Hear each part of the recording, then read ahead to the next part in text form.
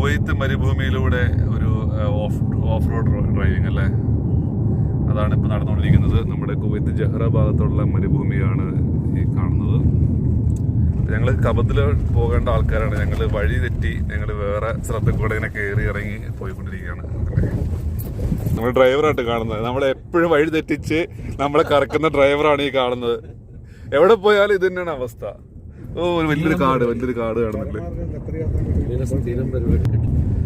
ഇത് ഇവിടുത്തെ വെള്ളം കൊണ്ടുപോകുന്ന ഒരു ഏരിയ കേട്ടോ. ടാങ്കറിൽ വെള്ളം നിറച്ചിട്ട് കുവൈത്തിന്റെ വിവിധ ഭാഗങ്ങളിലേക്ക് സപ്ലൈ പോകുന്ന ഒരു ഏരിയ ഉണ്ട്.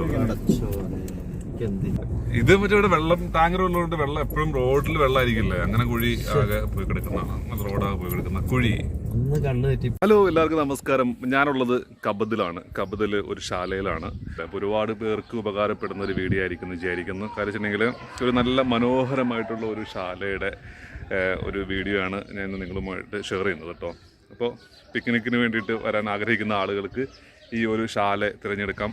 നല്ല ബ്യൂട്ടിഫുൾ ആയിട്ടുള്ള ഒരു ശാലയാണിത്. കബദിലാണ്. അപ്പോൾ ഇതിൻ്റെ വിശദമായിട്ടുള്ള വീഡിയോ ആണ് നിങ്ങളുമായി ഷെയർ ചെയ്യുന്നത്.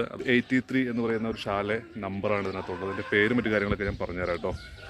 അപ്പോൾ എല്ലാ കൂട്ടുകാർക്കും ഷിബിർ വ്ളോഗ്സിൻ്റെ മറ്റൊരു വീഡിയോയിലേക്ക് സ്വാഗതം. അപ്പോൾ നമുക്ക് നേരെ ഇതിനൊരു ശാല ടൂറാണ്, ശാല വിസിറ്റാണ് നമ്മൾ പ്ലാൻ ചെയ്തിരിക്കുന്നത്. അപ്പോൾ നേരെ അകത്തേക്ക് പോയി നോക്കാം. അവിടെ ഒരുപാട് ആക്ടിവിറ്റീസൊക്കെ ഉണ്ട്, നമുക്ക് പോയി നോക്കാം.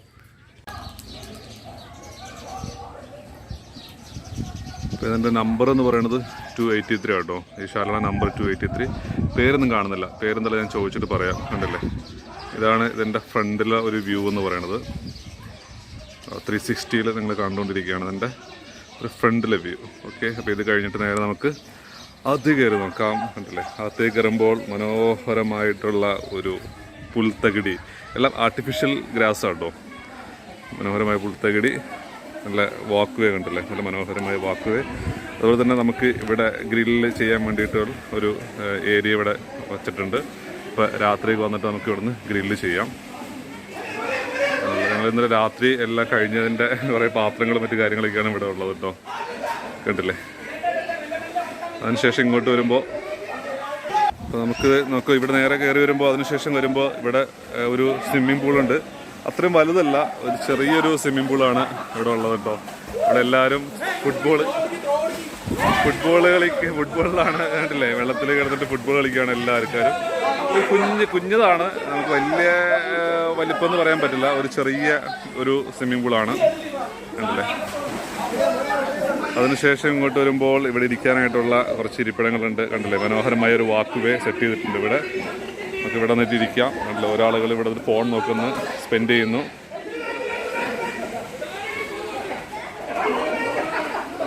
ഇവിടെ വരുമ്പോൾ വേറൊരു ചെറിയൊരു ഏരിയ. ഇവിടെ നമുക്ക് തണുപ്പ് സീസണിലൊക്കെ വന്നിട്ട് തീ കായാനായിട്ടുള്ള അല്ല ഫയർ ഇട്ടിട്ട് സെറ്റാക്കാനായിട്ടുള്ളൊരു ഏരിയ ആണിത്. ഇവിടെ നിന്നിരിക്കാം. ഇതിൻ്റെ 360 ഞങ്ങൾക്ക് കാണിച്ചു തരാം.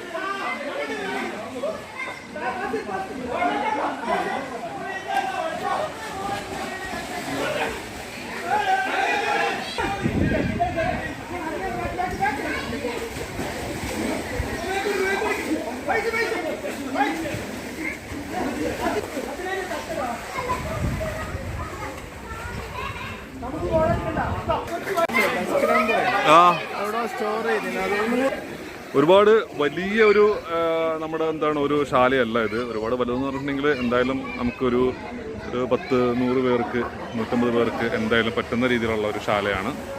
അടിപൊളി, മനോഹരം. ഇതിൻ്റെ ഒരു ബ്യൂട്ടിയാണ് സൂപ്പർ കേട്ടോ. നമുക്ക് ഒരുപാട് ഏരിയകളുണ്ട്, ഈ ഏരിയയിലൊക്കെ സ്പെൻഡ് ചെയ്യാം. നല്ല ബ്യൂട്ടിഫുൾ ആയിട്ടുള്ള ഒരു ഫാം ഹൗസാണ്.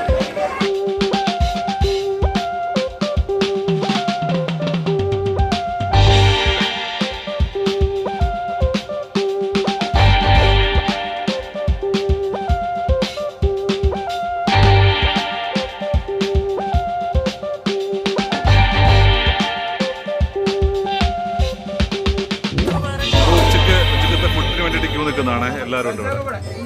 ഭക്ഷണത്തിന് വേണ്ടി ക്യൂ കാണും. ഇവിടെ ഉണ്ടാക്കിയ ബിരിയാണിയാണ്, ഞങ്ങൾ എല്ലാവരും കൂടെ ഉണ്ടാക്കിയ ബിരിയാണി അല്ലേ. അപ്പോൾ ഫുഡ് കഴിക്കാനായിട്ടുള്ള ക്യൂ, വലിയ ക്യൂ ആണ്.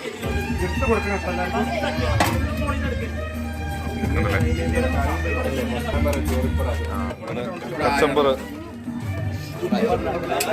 ബീഫ് അല്ലേ? ബീഫോ മട്ടനാ?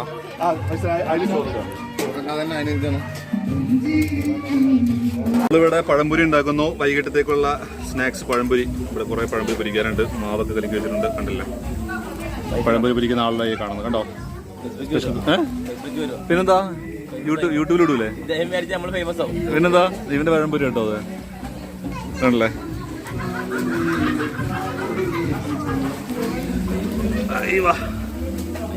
സ്വിമ്മിംഗ് പൂള് ഫ്രീ ആയിട്ടുണ്ട്. കുട്ടികൾ കളിച്ചുകൊണ്ടിരിക്കുകയാണ്. എടാ ഒരു പാട്ട് പാടി.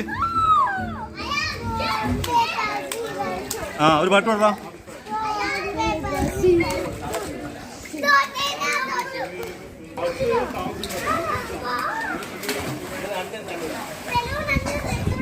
ഞങ്ങൾ ഇന്നത്തെ പരിപാടി ഏകദേശം കഴിഞ്ഞ് വൈകുന്നേരമായി പോകാനുള്ള പരിപാടിയാണ് കേട്ടോ. അപ്പോൾ അവിടെ പഴംപൊരി കുടിച്ചുകൊണ്ടിരിക്കുകയാണ്. ചായ കുടിക്കാനായിട്ടുള്ള പരിപാടിയാണ്.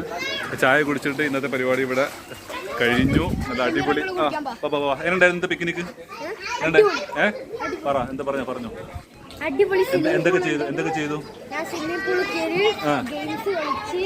പിന്നെ ട്രാംപോളിൻ കേറി, ഊഞ്ഞാല് കേറി, ഭക്ഷണം കഴിച്ച് പിന്നെ പുള്ളി പോയി. നല്ല രസമുണ്ടായിരുന്നല്ലോ ഇന്നത്തെ ദിവസം. അടിച്ചു പൊളിച്ചു. അപ്പൊ ഓക്കെ, നമ്മുടെ പിക്നിക് അടിച്ചു പൊളിച്ചു അല്ലേ? Hi, super. ഷൂട്ടിംഗ് കഴിഞ്ഞിട്ട് ഫുട്ബോൾ കോർട്ട് ഉണ്ട് കേട്ടോ. അപ്പൊ ഇവിടെ കളി നടക്കുകയാണ്. ഫുട്ബോൾ. ഓ, അടിച്ച് പുറത്ത് കളിയല്ലേ? ഇങ്ങോട്ട് അടി, ഇവിടെ അടി. ഓ, കിട്ടിയില്ല. എന്റെ മോഹൻ അടിച്ച് പൊളിച്ചേരപ്പോ. ഇവിടെ ചെറിയൊരു കോട്ടുണ്ടോ? കുട്ടികൾക്ക് കളിക്കുന്ന സാധനമാണിത്.